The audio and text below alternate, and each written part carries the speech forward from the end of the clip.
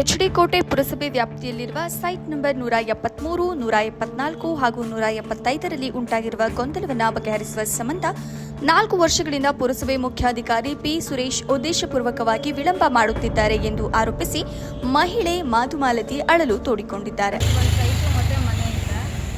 ಈಗ ಅದನ್ನು ಬೇರೆಯವರು ಯಾರೋ ಅದನ್ನು ಅಕ್ವೈರ್ ಮಾಡಿಕೊಂಡು ನಮಗೆ ತುಂಬ ತೊಂದರೆ ಕೊಡ್ತಿದ್ರು ಸೈಟ್ ಹತ್ರ ಹೋಗೋದಕ್ಕೂ.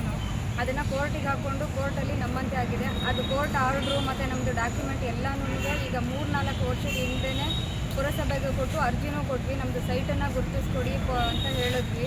ಅವರು ಸರಿ ಅಂತ ಅಂದ್ಬಿಟ್ಟು ಅರ್ಜಿಗಳನ್ನು ತೊಗೊಂಡ್ರು. ಪೊಲೀಸ್ ಪ್ರೊಟೆಕ್ಷನ್ಗೂ ಹಾಕ್ಕೊಂಡ್ರು. ಒಂದು 20-30 ಬಾರಿ ನೋಟಿಸ್ನ ಹಾಕಿದ್ದಾರೆ. ಒಂದು 10-15 ಸಲ ಸ್ಪಾಟ್ ಹತ್ರನೂ ಬಂದಿದ್ದಾರೆ. ಆದರೆ ಇದುವರೆಗೂ ನಮಗೆ ಜಾಗದ ಒಳಗಡೆನೂ ಕರ್ಕೊಂಡು ಹೋಗಿಲ್ಲ, ಜಾಗನೂ ಅಳತೆ ಮಾಡಿ ಕೊಡ್ತಾ ಇಲ್ಲ.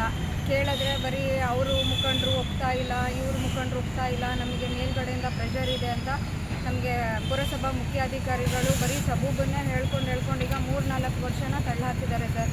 ಪಟ್ಟಣದ ಹನುಮಂತನಗರದಲ್ಲಿರುವ ಸೈಟ್ ನಂಬರ್ 173 1996ರಲ್ಲಿ ನಾಗಮ್ಮ ಖರೀದಿಸಿದ್ದಾರೆ.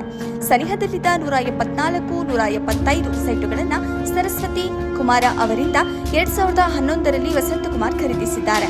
ನಂತರದಲ್ಲಿ ಸಮೀಪವೇ ಇದ್ದ ರಂಗನಾಯಕ ಖ್ಯಾತೆ ತೆಗೆದ ನಂತರ ಪ್ರಕರಣ ಎಚ್ಡಿ ಕೋಟೆಯ ಸಿವಿಲ್ ನ್ಯಾಯಾಲಯದ ಮೆಟ್ಟಿಲೇರಿದೆ. ವಸಂತಕುಮಾರ್ ಪರವಾಗಿ ನ್ಯಾಯಾಲಯ ಡಿಕ್ರಿ ಮಾಡಿದೆ. ಡಿಕ್ರಿ ಆದೇಶ ಉಲ್ಲಂಘಿಸಿ ರಂಗನಾಯಕ ಸೈಟ್ ಸಂಬಂಧ ಖ್ಯಾತೆ ತೆತ್ತಿದ್ದಾರೆ. ಇದನ್ನು ಖಂಡಿಸಿ ಪೊಲೀಸ್ ಠಾಣೆಯಲ್ಲಿ ದೂರು ನೀಡಿದ ನಂತರ ರಂಗನಾಯಕ ನ್ಯಾಯಾಲಯದ ನೀಡಿರುವ ಡಿಕ್ರಿ ಆದೇಶವನ್ನು ಉಲ್ಲಂಘನೆ ಮಾಡುವುದಿಲ್ಲ, ವಾದಿಯ ಸ್ವಾಧೀನಕ್ಕೆ ತೊಂದರೆ ನೀಡುವುದಿಲ್ಲ ಎಂದು ರಂಗನಾಯಕ ವಕೀಲರ ಸಾಕ್ಷಿ ಸಮೇತ ಪ್ರಮಾಣ ಪತ್ರ ಸಲ್ಲಿಸಿದ್ದಾರೆ. ಆಯ್ತಾ? ಈಗ ನಿಮ್ ಸೈಟ್ ಅಲ್ವಾ, ನಿಮ್ ಸೈಟ್ ಆಗಿದ್ರೆ ನೀವು ಹೋಗಿ ಎಲ್ಲಿ ಮಾತಾಡ್ಬೇಕು ಅಲ್ಲಿ ಮಾತಾಡ್ಕೊಳ್ಳಿ. ನಮ್ಮ ಹತ್ರ ಏನ್ ಮಾತಾಡ್ತೀರಾ? ನಮ್ ಸೈಟು ನಮ್ಮ ಕೋರ್ಟಲ್ಲಿ ಆರ್ಡರ್ ಆಗೈತೆ, ನಾವು ನಮ್ಮ ಸೈಟಿಗೆ ನಾವು ಬಂದಿದೀವಿ, ನಾವು ಬೇಲಿ ಹಾಕಿಸ್ಕೊಂತೀವಿ, ಅದೇನೈತೆ ಏನ್ ಮಾಡ್ತೀವಿ.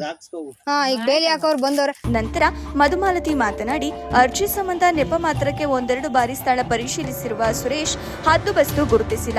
ಈ ಸೈಟುಗಳ ಸಂಬಂಧ ನನಗೆ ಒತ್ತಡವಿದೆ. ರಂಗನಾಯಕ ಅವರಿಗೂ ಸೈಟ್ಗಳನ್ನು ಹಂಚಿಕೆ ಮಾಡಿಕೊಡಬೇಕಾಗಿದೆ ಎಂದು ಕೆಲವೊಮ್ಮೆ ನನ್ನ ಬಳಿ ಮುಖ್ಯಾಧಿಕಾರಿ ತಿಳಿಸಿದ್ರು ಎಂಬುದಾಗಿ ಪತ್ರಿಕೆಗೆ ಮಾಧುಮಾಲತಿ ತಿಳಿಸಿದ್ದಾರೆ. ಈ ಸಂಬಂಧ ನೀವು ರಂಗನಾಯಕರ ಬಳಿ ಪಂಚಾಯಿತಿ ಮಾಡಿ ಬಗೆಹರಿಸಿಕೊಳ್ಳಿ ಎಂದು ಕೆಲವೊಮ್ಮೆ ನನಗೆ ತಾಕೀತು ಮಾಡಿದ್ದಾರೆ.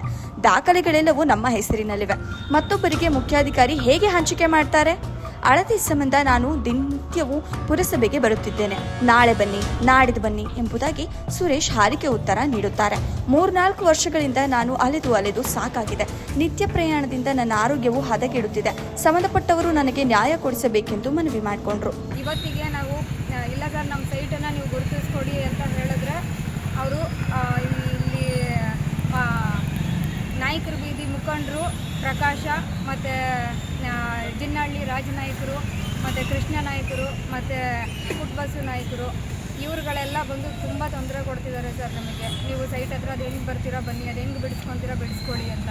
ಇವರು ಪುರಸಭಾ ಮುಖ್ಯಾಧಿಕಾರಿಗಳು ಸಹ ನಮಗೆ ಅವ್ರ ಹತ್ರ ಹೋಗಿ ಮಾತಾಡಿ ಅವ್ರು ಒಪ್ತಾ ಇಲ್ಲ ನಿಮಗೆ ಸೈಟ್ ಬಿಡಿಸ್ಕೊಡೋದಕ್ಕೆ ಅಂತ ಹೇಳ್ತಿದ್ದಾರೆ ಸರ್. ಅವ್ರು ಯಾರು ಒಪ್ಕೊಳ್ಳೋದಕ್ಕೆ ನಮ್ಮ ಸೈಟನ್ನು ನಮಗೆ ಗುರುತಿಸ್ಕೊಡಿ, ಬಂದು ಅಳತೆ ಮಾಡಿಕೊಡಿ ಅಂತಂದರೆ ಇಲ್ಲ ಮೇಡಮ್ ನನಗೆ ಮೇಲ್ಗಡೆಯಿಂದ ಪ್ರೆಷರ್ ಇದೆ ಅಂತ ಹೇಳ್ತಾರೆ.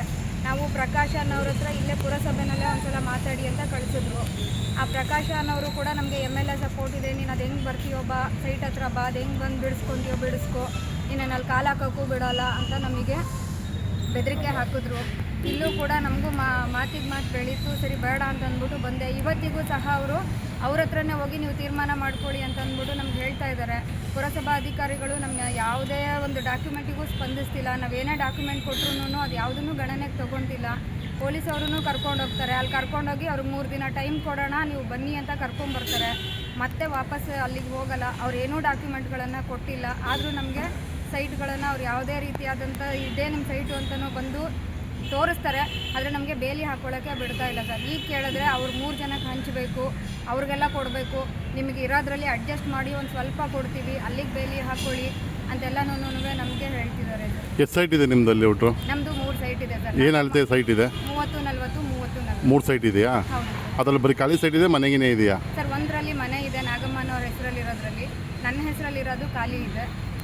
ಇದು ಸೈಟ್ ಬಿಡಿಸ್ಕೊಡಿ ಅಂತ ಎಷ್ಟು ವರ್ಷದಿಂದ ಬರ್ತಿದ್ದೀರಾ? 3-4 ವರ್ಷ ಆಯಿತು ಸರ್. ಸುರೇಶ್ ಅವರು ಏನಂತಾರೆ ಸಿ ಅವರು? ಕೇಳಿದ್ರೆ ಬರ್ತೀವಿ ಅಂತಾರೆ, ನೋಟಿಸ್ ಹಾಕ್ತಾರೆ. ಪೊಲೀಸ್ ಸ್ಟೇಷನ್ಗೂ ಪ್ರೊಟೆಕ್ಷನ್ಗೆ ಅಂತ ನೋಟಿಸ್ ಹಾಕ್ತಾರೆ. ಪೊಲೀಸವರು ಬರ್ತಾರೆ, ಆದ್ರೂ ಕೂಡ ಅಲ್ಲಿ ಹೋಗಿ ಅಳತೆ ಮಾಡಲ್ಲ ಸರ್. ಅವರು ಡಾಕ್ಯುಮೆಂಟ್ ತಂದು ಕೊಡ್ತಾರಂತೆ, ವಾಪಸ್ ಬನ್ನಿ. ಇದೇ ವಿಚಾರನ 3-4 ವರ್ಷದಿಂದ ಇದೇ ಮಾತು ಹೇಳ್ತಿದ್ದಾರೆ. ಅವ್ರು ಡಾಕ್ಯುಮೆಂಟ್ ತಂದು ಕೊಟ್ಟಿಲ್ಲ, ಇವರು ಕೂಡ ಏನೂ ಕ್ರಮ ತಗೊಂಡಿಲ್ಲ ಸರ್. ಪಿ ಡಿ ಮೇಡಮ್ ಅವ್ರು ತಮ್ಮ ಅವ್ರ ಹತ್ರ ಡಾಕ್ಯುಮೆಂಟ್ಸ್ ಇದೆಯಾ ಮೇಡಮ್? ಏನೂ ಡಾಕ್ಯುಮೆಂಟ್ ಇಲ್ಲ. ಮತ್ತೆ ಏಕೈಕ ಕೂರಿಸೋದ ಕಾರಣ ಏನಂಗೆ? ದಬ್ಬಾಳಿಕೆ ಮಾಡ್ಕೊಂಡು ಕೂರ್ತಿದ್ದಾರೆ ಸರ್. ನಾವು ಒಂಟಿ ಹೆಂಗಿದ್ರು ನಮ್ಗೆ ಯಾರೂ ಸಪೋರ್ಟ್ ಇಲ್ಲ ಅಂತ ಹೇಳ್ಕೊಂಡು ಈ ಥರ ಮಾಡ್ತೀವಿ. ಇವಾಗ ಹೋಗಿದ್ರಲ್ಲ, ಇವಾಗ ಏನು ಹೇಳಿದ್ರು ಮೇಡಮ್? ಇವಾಗ ಈಗಲೂ ಅಷ್ಟೇ ಸರ್, ಸುಮ್ಮನೆ ಒಂದು ವಾರ ಬಿಟ್ಟು ಬನ್ನಿ ಅಂತ 3-4 ವರ್ಷದಿಂದ ದಿನಾ ನಾವು ಇದೇ ಪುರಸಭೆಗೆ ಅಲಿಯೋದಾಗಿದೆ ಸರ್.